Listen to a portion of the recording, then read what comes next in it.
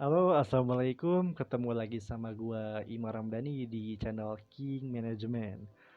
Channelnya agensi desain termurah dan berkualitas serta terpercaya sebuah raya. Nah, di kesempatan kali ini gua pengen share tips and trick gimana cara belajar desain, terutama desain grafis, secara otodidak. Nah, tapi sebelum itu, buat teman-teman yang belum subscribe, silahkan subscribe dan nyalakan lonceng notifikasinya ya. Kalau sudah, mantap. Belajar otodidak mungkin bagi sebagian orang dianggap susah, rumit lah, atau bahkan udah nyerah aja. Buat apa belajar otodidak? Aku nggak akan bisa. Padahal itu adalah sebuah anggapan yang salah. Belajar otodidak itu bisa menjadi sebuah jalan tengah bagi mereka yang tidak punya waktu atau bagi mereka yang tidak punya uang atau mempunyai keterbatasan biaya dalam mempelajari sesuatu. Belajar otodidak juga mempunyai banyak hal positif yang bisa dipraktekkan dalam kehidupan sehari-hari. Tapi di kesempatan kali ini gue nggak akan banyak bahas hal tentang otodidak. Yang gue mau bahas adalah tips cara belajar desain secara otodidak yang bisa teman-teman praktekkan di rumah dan cukup mudah diaplikasikannya. Jadi langsung aja. Tips belajar otodidak yang pertama yaitu teman-teman harus kumpulkan niat. Iya, niat. Soalnya kan niat itu penting. Seseorang kalau dia udah nggak punya niat, dia mungkin akan ngelakuin sesuatu dengan setengah hati. Jadi teman-teman silahkan tanyakan dulu kepada diri teman-teman, apakah teman-teman sudah punya niat untuk belajar, atau teman-teman masih setengah-setengah dalam niatannya. Niat juga itu amat sangat penting dalam belajar secara otodidak, karena belajar otodidak tanpa didasari niatan yang kuat akan membuat teman-teman sulit mencapai tujuan yang teman-teman harapkan. Oke, yang kedua, pelajari software yang mudah terlebih dahulu. Wah, dewasa sekarang ini banyak banget software desain yang bisa teman-teman pelajarin. Mulai dari software desain yang udah dipakai sama profesional atau software desain yang dipakai buat iseng-iseng aja, buat main-main gitu. Tapi kendati demikian, mau software apapun yang teman-teman pakai nantinya, kalau teman-teman sudah mempelajari itu lebih dalam dan teman-teman sudah tahu seluk-beluknya, insya Allah teman-teman akan menjadi desainer yang bermanfaat dan itu akan berpengaruh pada diri teman-teman juga. Jadi nggak masalah kok teman-teman mau mempelajari software manapun juga. Tapi saran dari gua, silakan teman-teman pelajari software desain yang mudah terlebih dahulu. Contoh software desain yang mudah itu ada banyak. Contohnya tuh kayak Canva, PixArt, bahkan PowerPoint. Soalnya sekarang udah banyak banget tuh video-video tutorial dan e-course gratis serta microblog di Instagram yang ngebahas tutorial belajar desain dan langkah-langkah desain dengan berbagai aplikasi itu. Jadi teman-teman bisa cek berbagai sosial media teman-teman dan cari influencer yang ngebahas video-video atau ngebahas konten tentang belajar desain dengan aplikasi yang teman inginkan. Terus yang ketiga, jangan terpaku pada tutorial. Nah, yang ketiga ini berdasarkan pengalaman aku sendiri. Soalnya dulu pas aku masih belajar desain, aku sering terpaku pada video tutorial.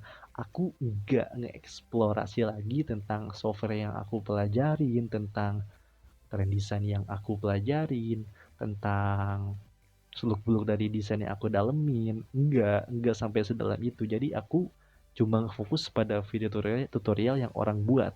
Nah, itulah yang ngebuat aku sampai waktu yang cukup lama dulu itu agak stuck di situ-situ aja skillnya, atau bahasa kerennya bisa disebut dengan tutorial hell. Nah, aku sempat stuck di situ sampai pada akhirnya aku mulai mencoba membebaskan diri untuk berekspresi dan mempelajari lebih dalam lagi dan tidak terpaku pada video tutorial supaya aku bisa ningkatin skill desain aku menjadi lebih dalam dan lebih profesional lagi. Hingga sekarang akhirnya alhamdulillah aku dan teman aku sudah membuka jasa desain atau jasa agensi desain ini. Terus yang keempat, rutin latihan.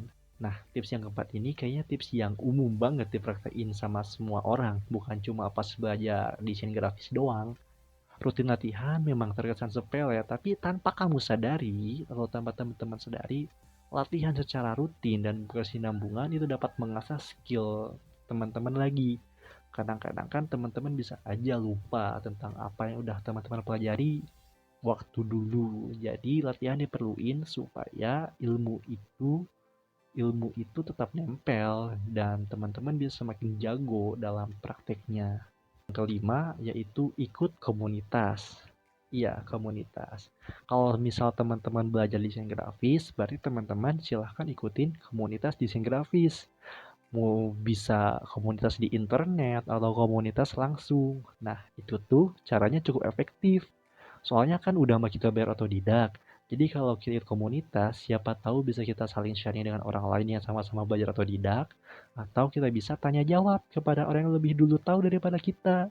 Nah, itulah salah satu keuntungan ikut komunitas. Dan juga kalau teman-teman ikut komunitas, siapa tahu teman-teman bisa dapat kerjaan dari situ. Yang terakhir, bersabar dan konsisten. Ini poin yang paling penting menurut aku. Soalnya, biarpun teman-teman udah punya niat atau teman-teman udah tahu pola belajar otodidak yang paling benar sekalipun, kalau teman-teman gak bersabar dan konsisten dalam prosesnya, teman-teman gak akan bisa berhasil dengan cepat. Teman-teman akan stuck tengah jalan biasanya. Jadi teman-teman harus bersabar dan konsisten agar keinginan dan cita-cita teman-teman dapat berhasil sampai tujuan dengan cepat, tepat, dan selamat. Aja sih tips belajar desain grafis secara otodidak yang bisa gua share, karena selama ini sepengalaman gua itu yang gua alamin selama belajar desain grafis. Sedikit ngerekap, jadi tips belajar desain grafis secara otodidak itu yang gua share ada 6. Yang pertama, kumpulkan dan mantapkan niat. Yang kedua, pelajari software yang mudah.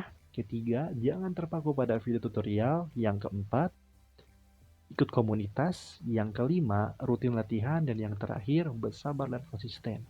Insya Allah kalau teman-teman membuat pola belajar seperti itu, nantinya teman-teman akan dapat dengan cepat, tepat, dan selamat capai ke tujuan teman-teman menjadi seorang desainer. Baik desainer profesional atau ahli dalam desain grafis. Insya Allah kalau teman-teman mempraktekkan pola seperti itu, teman-teman bisa menjadi seorang desainer meskipun teman-teman hanya belajar secara otodidak. Meskipun teman-teman tidak punya pengalaman di dunia desain sekalipun, jika teman-teman dengan bersungguh-sungguh mempraktekannya, insya Allah teman-teman dapat menjadi seorang desainer. Oke, itu aja dari gua. Jangan lupa like, comment, share, dan subscribe ya. Dan juga jangan lupa nyalakan lonceng notifikasinya supaya kamu gak ketinggalan video menarik lagi dari kami.